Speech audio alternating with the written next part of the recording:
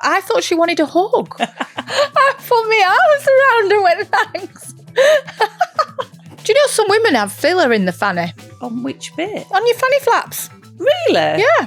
She's so brown. She is one off a David Dickinson and just above Katie Price. You texted me, didn't you? You look really brown. I thought, I've been sunbathing. And then a second shit. Hello, Claire Hamilton. Hello, Sarah Cox. Welcome. I was just organising She's very my book. busy. She's getting organised, everyone. Welcome to Teen Commandments, the show where we try to untangle the often unfathomable brains of our teenagers. Claire there fiddling with my new novel, The Truth of Us, which is out now in all good bookshops. Buy it online. She's holding it up now to the cameras. If you want to watch us on YouTube, you can do. Find us on Instagram, Facebook. Leave little reviews wherever you listen. Thanks, Bezzy, for being very supportive. You're Always. very lovely lady. So you're all right, Claire? I'm good. How are you? Good, thanks. You've been hugging any more people in kebab shops? Oh, I've got to remember I'm not up north. That's the thing. When you're in London, I can't. But even up hug 'em. north, do you really hug people in restaurants when they're giving you a doggy bag to take home with you? Is that really a thing, if you're honest? I thought she was going in for a hug, so...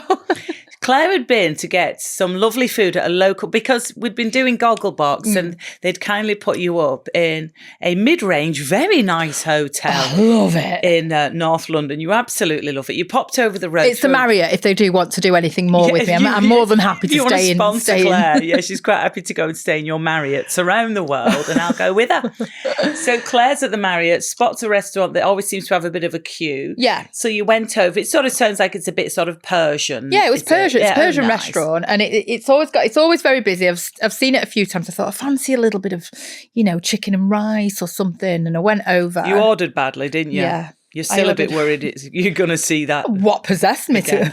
Go on. Well, a neck of lamb neck. Oh, a nice light. It looked really good neck. on the picture. I've not really had it before. When it came, I was like, oh. Was it shredded or was it in medallions? It was What like in medallions, and there was some bone, and it was just like, quite a lot. Yeah, you wanted a chicken. You just needed like a little. I felt like I was eating a baby lamb, basically. Yeah, it was like, oh no. So you're one step away from Henry VIII at this point. You could have gone for a swan. I couldn't eat it, and it was nice. If I should have got chicken, and there was this gorgeous like rice with raisins. It was lovely, but I just didn't. You didn't really like it, did you? You just didn't like. The rest of it was nice, and the place was nice, but it was the lamb neck that very you busy. It's got queues outside. Yeah. It's it must be very. So very does the clap clinic. Doesn't mean you want to be in there, babe. Such an old school joke that. So anyway, she offers you a doggy bag because you've not eaten it. She insists on me taking the doggy and you're bag. too polite to be like, no, because I don't like it. Yeah, so when she's bringing me the doggy bag, she holds it up with one hand, and with the other hand, I now know she was trying to tell somebody to wait a minute. She put her other arm out. She was gesticulating. Yeah, to you just wait there a second or go over there for a second. But I thought she wanted a hug. So I hugged her. You went in for a hug. I put my arms around her and went, thanks. Such an idiot. I love just watching you replay it live back in your brain about how it must have looked and what she must have been thinking. Like, what she the just hell? went, oh, and she kind of patted me back, and it was only when I turned around that I realised what she was doing. She was pointing to someone. Get this woman off me.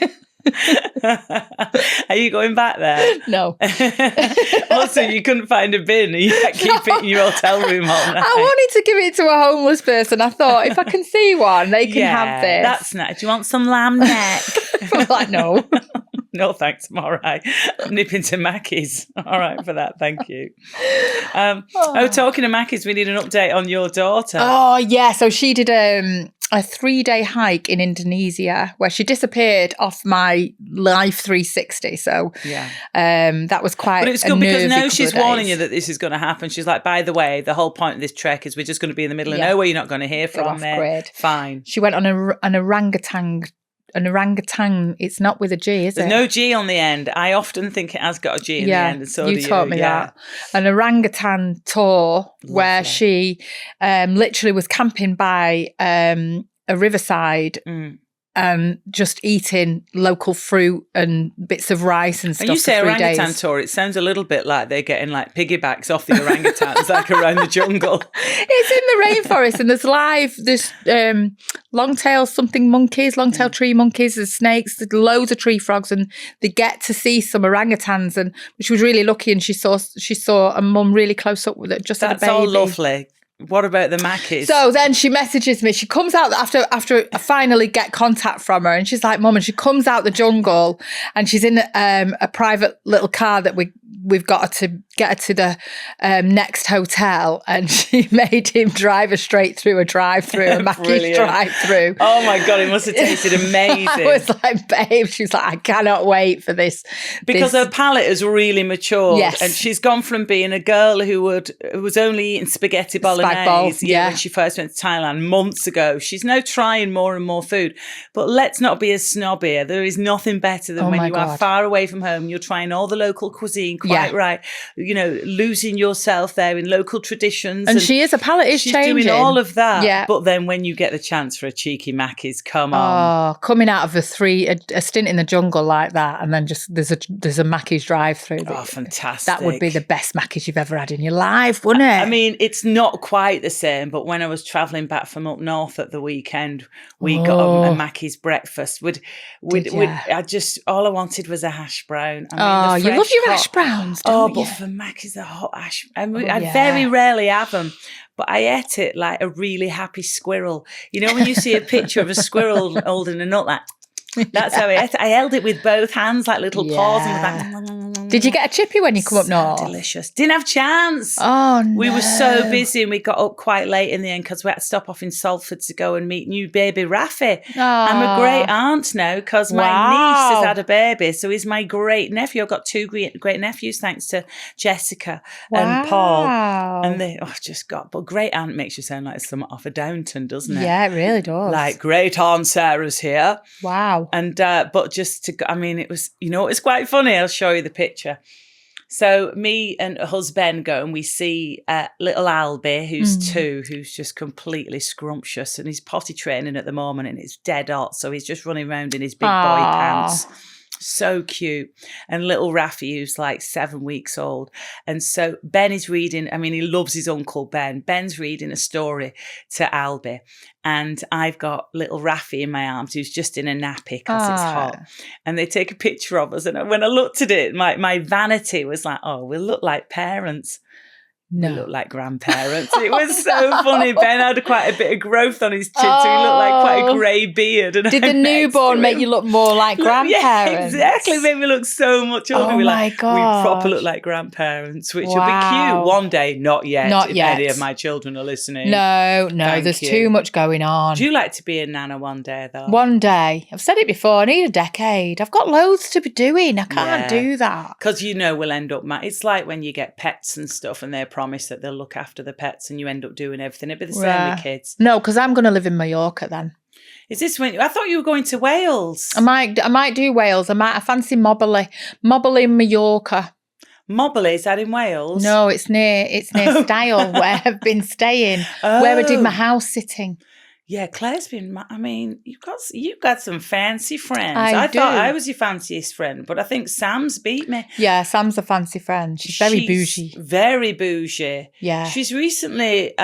She's downsized. She's downsized to a massive house. So did she live at like Windsor Castle before? It was pretty much like that, and now she's in a converted barn in Style. Absolutely gorgeous. It's incredible. You just kept sending me those pictures just with your feet in shot while you were sunbathing out in the garden. It was brilliant. So jealous, so nice. I think that's what I can do in my gaps in between the podcasts. I can just be house sitting. Yeah, you should rent yourself out. Yeah, I'm gonna. Well, how can we make it unique? Well, you could chuck in a hair trim before they go away on their holiday. Happily. Now, we've asked a question of the week, as ever, and whenever you want to get in touch with the podcast, we're here for it, baby. hello@teencommandments.co.uk. Of course, on a Wednesday, we have our Your Turn episode, which are muchas funas. Gracias. We love all your silly stories about raising teens, raising kids in general, being a teenager yourself. There's always gold in them there hills. Send them in, please, hello@teencommandments.co.uk. And wherever you listen to us, please leave a little cheeky review. Facebook. A good one. on. TikTok, Instagram, good point. Please leave a good review. Thank you. And take us with us on your holiday. Why not? Yes. If you're jetting off somewhere, maybe to Mobley or to Mallorca, wherever you're off to, download us so you can listen to us on the plane or by the pool or wherever you fancy, or on the long drive if you're schlepping down to Cornwall or something. I Or will actually come on holiday though as well. up to the lakes. Yeah, Claire's also for hire if you'd like to, rather randomly. We'll confuse the kids. For Claire to be there strapped in next to them in the back alongside the family spaniel, but she's up for it. Question of the week, talking of holidays. We wanted to hear all about your teenage holiday romances. Oh, lovely. Oh, Billy in Yugoslavia. I wonder where he is now. I hope he's all right. He sent me a picture after I snogged him when I was 15 on holiday in Yugoslavia, and he sent me a picture. He was holding a big Kalashnikov in big fur boots. Oh, he and a did, hat. didn't he? I remember this Yeah, before the war. So Wow. he'd got drafted. Have you not up. heard of him since? No, he was a very, very nice boy, though. He was a waiter at the hotel. I mean, it's the classic, That's isn't it? nice. We had a few, didn't we? Do you remember when? No, we didn't have a few. I'll correct that. Rephrase that. we had a couple of dalliances when we were in Korea, didn't we? Yes, Do you remember? gosh. Do you remember Yeah. Chad? Chad. Was Chad a GI? Yes. Yeah, of course he was with a name like He was from Chad. Arizona.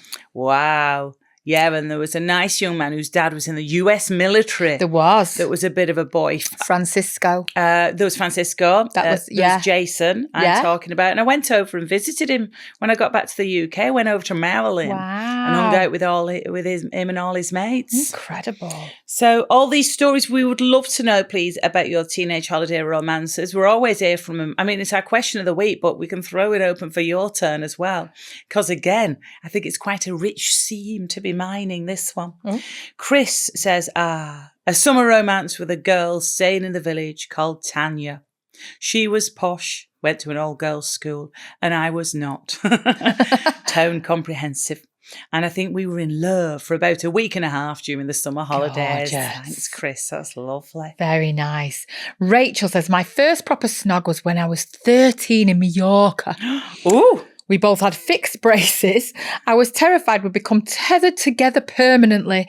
Needless to say, we didn't. Oh, there we go. That's some comfort if you're listening right now with fixed braces on. You can still snog others whilst wearing them. Speaking of which, Claire's got her Invisalign done finally. Yes. You're going through the sore mouth phase, aren't you? Don't worry, it passes this. It's got a couple of weeks of it being sore. Yeah, I'm on day 3 and I'm kind of taking them out more than I should be doing. No, persevere, babe. But yes, got to think about the end result. But I'm very excited. Really, you're being rebuilt. I mean, you're kind of, it's like RoboCop. I chopped everything off, lifted everything. You're either lifting, straightening or removing when it comes to your body. I mean, the boobs, the eyes, the teeth. What's next? I told you. No, you'll be perfect. Oh, yeah. Your fanny's fine. Honestly, you would never do that. Are you joking? Would you really get, what's going on down there? There's a girl in the salon that's just done nothing really. Oh, right. No, Because I you've just said like, before you know. about labiaplasty.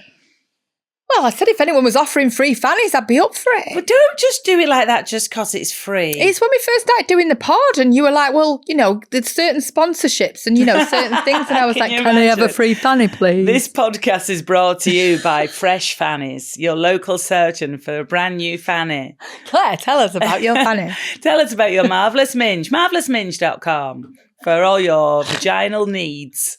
That's not happening. You're not allowed. There's a girl in the salon. Just 'cause it's a freebie. It's called a 360 or mummy makeover On a and fanny? stuff. No, on a self on the middle bit. And she said On her because it's torso? lifted everything, it's lifted all of that up. I mean, I don't know what it looked like before and stuff, but she said, I said, how is everything? What's I was it like, look how like is now? everything? Because she looks great. And she went, great. What is And I'm like- lift? So she's been pulled up on the tummy Yeah. and on the midriff, which is But also it's pulled up. her fanny. It's pulled up her fanny as well. Yeah, so so now, it's pulled up. Try it in mirror when you get home. Pull it all up and see what it looks like. so it's just going to look like. Do you know some women have filler in the fanny? Do they really? Yeah. You've got all the fanny news. You can this get week. fanny filler On which bit? on your fanny flaps. Really? Yeah. If they go all shriveled, Can I you can just fill say, them up. We've got a gentleman in charge of the microphones this week. Poor Rodrigo. I don't know if he's in a fetal position. I can't actually see him behind the wall there, but he's just on some sort of helpline right now. He'll never be able to look a fanny in the eye. He might know what I'm on about, So you can't, so that it's a bit more plumped up, a little bit like... I can imagine that'd be quite painful. Like an armband or something. Yeah. Oh, yeah, it would look like an armband, I suppose, from one end, the bit that you put on the arm if it was fully inflated. Yeah, it would, wouldn't it? It depends how much filler you used, how many milligrams would make it. I mean, I'm sorry to go from fannies to this, but do you remember the hell of trying to get a blown up armband onto a child's arm when it squeaks up and it really hurts? You're pulling the hand out of the wrist. As it gives them a rubber burn all up their arm. Stay still. Poor kids on holiday getting smothered in Factor 50, getting armbands. Well, if you're doing that on holiday, just remember you can get fanny filler. Yeah, exactly. That'd be a good reminder. Julie says, "Ooh, she had a thing. Oh, she only knows him as Scott of Scotland. That's what he went by as he wooed local ladies. A 1 week stint to Blackpool, and me and Scott went on a walk along the beach. And forever our song will be, let's take a walk together along the ocean shore." What the hell is that song? Let's take a walk together along the ocean shore. If we keep singing it, we'll eventually get to it. Let's take a walk together along the ocean shore. Very nice. Or maybe a rap. Oh. Yo, let's take a walk together, motherfucker, along the ocean shore. Bitch. I don't think it's that. No. Oh, Cherish by Kool and the Gang. Still none the wiser. No, I don't know it. Cherish. Yeah. Should know that, really. I'll get 5 points off my Radio 2 licence. By the way, while I'm here, might as well, Radio 2 Breakfast Show. In fact, it's been renamed, and I keep getting the name slightly wrong when I say it on air. I'm just getting used to it. The Sarah Cox Breakfast Show. We love podcasts here, but if you do fancy a bit of live radio, Mondays to Friday, 6:30 till 9:30 a.m, it's a great show. I am manking about, being completely daft for the entire 3 hours. I bloody love it. Right. Thank you for your stories about holiday romances. Keep them coming in for our Your Turn episode, which pops up every Wednesday. Now, Claire, as you squint at me, and give me a little look. We're talking about turning into your parents. Oh, yes. You know, your mum's on Insta today, I saw. What's that thing? What she put on her stories? Is it something with bacon? Yeah. Is it because I didn't have the volume on? Also, she's put it on her stories, but just in the top right hand of the screen. She won't know she's done that. Is it someone defrosting bacon in bubbling water? Bubbling water, and they add truffle oil. And they put truffle oil on it. It Yeah. looks disgusting. I'm like, what the hell is she doing? Sylvia She up will to? not know that she's done that at all. What, it's an accidental post? Yeah, I don't know who else is like that, you know. Come on. Well, my kids are always on lookout because there's nothing more embarrassing. You feel like even though we're too young to be boomers, Yeah. you feel such a boomer when you put something on that's AI on your stories. Yes. And I've fell for that and done it a couple of times. And now I'm so careful. But the other day there was a screen on at the gym. There was a screen showing Watchdogs. I must have gone on a Sunday. Tina DeHealy, lovely Right. TV presenter, Radio 2 as well. And she's on the screen, and underneath the screen is a mirror. So I took a picture of me in the mirror, but you couldn't see my top half. It looked like my top half was Tina and her bottom half was my legs at the gym. Really? Do you get me? Because Yeah. of the mirror with a telly on top of it. Yeah. So I posted it with introducing Tin Ra, like I'd mixed our names up. And immediately my son was like, "You spelled Tina's name wrong." Like he messaged me. I was like, actually on this occasion, I meant to do it, you're wrong. So yeah, we all inevitably turn into our parents, and I guess it depends on the sort of relationship you have or had with your parents. That affects how you feel about metamorphosizing into them, I suppose. Yes. Yeah, I guess. I mean, I love it now when people say that I'm like my dad because I miss him so much and stuff. But if you'd have told me that when I was a teenager or a lot younger, I would have just been horrified because I viewed him differently then. You do, don't you? But yeah. So because it's a bit like he's still here, and he is in you and in your son and in future generations. But when are those moments when you feel, well, I said it to you on the pod once because I think you'd said something. Yeah, I said a few things where I've parented the kids and you said you sound like your dad. Yeah. But even the other day I was sunbathing She's so Very pleased with excited. herself. She's so brown. If you're not watching us on YouTube, can I just say she is one off a David Dickinson and just above Katie Price. You texted me, didn't you? You look really brown. I was like, I've been sunbathing. And then a second later, you were like, that's what you meant, wasn't it? You can tell I've been sunbathing. Sorry about that. I was like, yep, that's what I was getting at. You've been there, house sitting, layout, brown as a berry, proper sunbathing. In my mate's bikini, by the way. I put a whole wardrobe on the minute I got in there. There'll be so many people listening now who's supposed to be working from home who we just have the deepest tan because they're out in the garden. Yeah. So I'm sunbathing, and my dad used to sunbathe a certain way. He used to put one knee up and he used to put both hands on his then Speedos or whatever he had, them trunks. He? Yeah. And I was doing that, and I was laying there and I was like, oh my God, my dad used to do this position, and I do it automatically. It's cute, that, but... And in those moments, you're thinking of your dad, and that's how we keep people's memory alive, really, isn't it? It's in nice. Those mad little moments. It's nice. But then with my mother... No, the tone's changed now. It's not, it's dad, and it's my mother. My mother, my mum can go round the houses like you wouldn't believe, trying to get to a certain point. Trying to make a point, yeah. What were you saying, Claire? Are you like your mum? No, I know what your face is doing without even looking at you. I'm like, hello.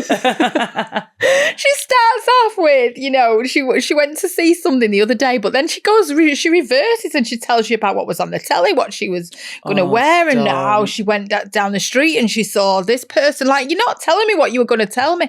If I start doing that, you please. I just can't. Will we know? Because I think we'll both be bad at it, because my mum really, really does it. And my mum gets this look on her face when she's got a story to tell you. She's kind of excited. She's like, oh, Jackie's got a story. And she'll launch into it, and she will, and I will like mutter under my breath, like, I don't really need that extra detail. Oh, I say it? Yeah, do you? Yeah. Mind you, I wouldn't say it to Jackie. Exactly. Yeah, she will be very much like, there'll be a side note of people that I don't know. And most of the time, I don't know the people in the story, and I really don't care anyway. So I definitely don't need to know that their sister-in-law Sue has just got back from Tenerife or whatever, because I don't care about any of it. She's just wanging on at me. But Mother doesn't listen to the pod, but if you do, Mother, I do love you very much. And don't worry anyway, because I'm slowly turning into you anyway, and I'm going to start doing it to my kids. But I consciously try not to go around the houses, because I think I'm a real bugger for it as well. Do you think it's getting worse? Do I do it a bit? You do sometimes, but I quite like it when you go around the houses, because I love all your stories. They're interesting. Oh, God. But it happens, doesn't it? It's not a bad thing. With my mum, sometimes I can feel I'll do a certain thing with my mouth when I take a sip of a drink. And I think that's just how my mum's, like you with your sunbathing and the pants. Yeah. And I'll take a little sip and think, it's just like Jackie, that. Just like, it's mad, isn't it, the mannerisms? My son was playing pool on holiday, and he stepped back and he put his foot back and he looked just like my dad. Oh, it's so just nice. Like him, how it passes Lovely through. Neil, we should mention Neil by name. Neil Hamilton, accountant extraordinaire. Yes. This was a story I had to tell you about turning into our parents, or a bit of a role reversal with this. So we go up north for my sister-in-law's 60th. Happy birthday, Sarah Jane. Lovely family party. Pointing out the obvious, number 3,642, but nothing tops you up. What tops you up most in the world? Being with best friends, being away with the girls and a bunch of you and proper belly laughing, that really tops you up. But when you see your family, a margarita, and when you see your family that you don't see often because we live so far away, I just was absolutely buzzing when we were driving back home on Sunday morning. So pleased, like that. I'd just seen them all. I felt so good. Aww. And I was chatting to Mum, and she had this story, again, had the face. She was ready with this story. And she went, she said, when I got here, Sadji's dad, Alan, when I went over to him, I said, hello, Alan, love. And he went, have you travelled up today for the party? So both me and my sister live down south. Yeah. So we think that Alan thought that my mum was either me or my sister Yvonne. Well, you can imagine how pleased my mum's got great brilliant skin. I don't know how Alan's eyes are. I'm praying they're jiggered. I was like, he thought you were Yvonne. I'll just get that. Not me. Definitely not me. But yeah, I mean, she's Benjamin Buttoning it. She's going the other way, getting younger by the week. That's fantastic. What's she doing? Absolutely thrilled. She's got great skin. She's just got absolutely great skin. I don't know what it is. She look after herself quite well. Yeah, I mean, but she's not extreme. She doesn't sleep in an oxygen tank like Wacko Jacko or anything. Okay. I mean, she's kind of just does the usual stuff, I think. Right. But yeah, good genes, babe. Good genes. So I do feel like my eldest Lola is really like me in some ways, and it won't be long. I mean, she's only 22 now, and already she's, trying to not waste food. She loves being really thrifty. She's really like that, like me, and it's absolutely thrilling when you pass on something like that. It's so good. My daughter is mortified when I point out that she does things like me. Sometimes she's like, "No, don't. I've done this. This is me. It's not you. It's nothing to do with you. It's not even like you." It is, babe. She's like, it's like the EastEnders. You're not my mother. Yes, I am. We'd love your stories at the moment where you realise that you were turning into your parents, and is it a good thing? Is it nice? Is it are you just relaxed about it because hey, your mum's awesome, or has your mum always done your head in? You've had a tricky relationship. And I guess it must be very difficult if you're adopted and you've had a great happy life with your brilliant adopted family, but where you must wonder, where do I get these little traits from and these little movements? Yeah, of course. We would love to know any of your stories, please. That moment where you're like, oh Jesus, I'm fully my dad now. Let us know, please. It is hello@teencommandments.co.uk. So 'tis the time of year. The sun is out. The birds are singing, and actually, teenagers are still up while the birds are singing in the morning. Yes. What the hell is going on with their body clock come summer? They've completely switcherooed. They've gone... It's immediately that, isn't it? Nocturnal, yeah. Yeah. They almost come more to life 11 p.m. That's the sort of starting point, isn't it? Yeah, by which point nowadays I've been in bed for 90 minutes while they're just mooching around a lot at night. They're starting to get noisier and noisier. Yeah. The cupboards start clanging in the kitchen. They start to cook. The gaming. Oh. The gaming that goes on till 4 a.m., I mean, I'm torn with the gaming sometimes because it's the time when I can really hear my son proper laugh. Yes. He's having such a laugh. I really agree with that. And it's mad because it's downstairs in the main room because during his A-levels, it's actually, I tell a lie, it's back up at his bedroom now, but for ages, when he was revising for A-levels, it was downstairs, so it wasn't in his room tempting him while he was revising. And when it was downstairs, me and Ben are milling around, and he's not remotely self-conscious because he's got his headphones on, and he's just... They get lost in it, don't they? They're so lost and laughing. And almost squealing with laughter, and it's so nice because usually your son is mopsing around, he's a teenager, and he's like, oh. And even though it's a screen, it still feels different to just scrolling because he's interacting with other people. He's with his mate and he's really, really happy. But when it's happening late at night... Can you tune out to it? Because I developed a sort of like when the babies and you half sleep, don't you? And you have this radar where you're listening for them, and it kind of reverses when they become teenagers, where you're like, I can't hear this. I'm going to actually go to sleep through this. Yeah, maybe. Or maybe they've just damaged your hearing through the years and now you're just a bit muttered. Is it Mutt and Jeff? Is that the phrase? That doesn't sound right. That sounds like a butcher pal of yours. Hey, Mutt and Jeff. Always associate with the leg along. I think it's currently right time for death. Sorry, I digress. So, you can tune them out now and tune them out. But then you're guilty then because you get up, you go for work. It's summertime. They don't have to be up for school. So there's none of that. But you can get back in from work and they're still in bed. You're like, it's glorious outside. Oh, God, and talking about when you're turning into your mother, because I remember my mum used to come in and whip the curtains open because she was working her arse off. If it got to I want to say 10 or 11, at the very, very earliest. I mean, she'd be coming in and whipping my curtains open and saying, it's a beautiful day, you're wasting the day. Yeah. And you'd be like, oh, like bright light. That's what my kids are like Gremlin style.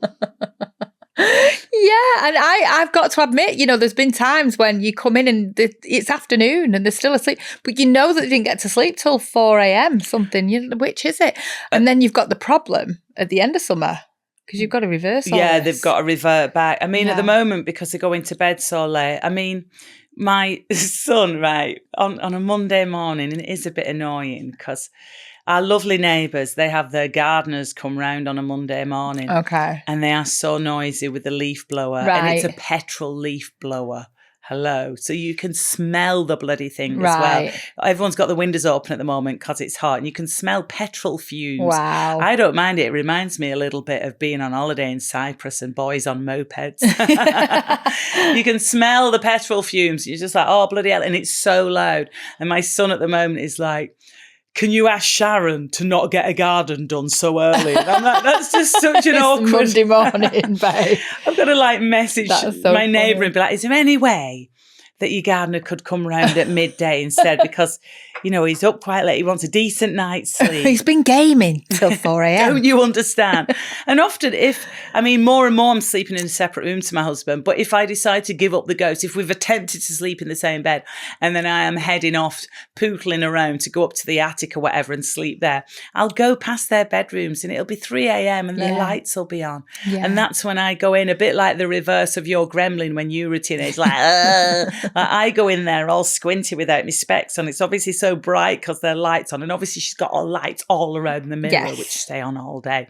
And I'm like, what are you doing? It's the middle of the night. She's like, I've done that too. And it's been like 11 because I've been asleep for an hour. She's like, what the hell? Get out of my room. Weird midnight witch. I have to go and wander off. But yeah, and then like you say, they've got to flip it again when it comes to going back to college. Yeah, that's right. Like, and it gets nearer and nearer to that day where they've got to go back in, doesn't it? And I think that's why they do half weeks, because you just know you've got zombies that are turning up. Oh, you're so right. Yeah, because my youngest first day at her new sixth form, I think it's a Friday. Yeah, I think it's not even a Thursday. It's a Friday, so they can try and flip the body clocks back. Definitely. God, I mean, do you remember just the freedom of summer, though, was so amazing. Remember when you just have your last day at school, whether you know, not necessarily after your exams, just your last day of school, like the third or fourth year.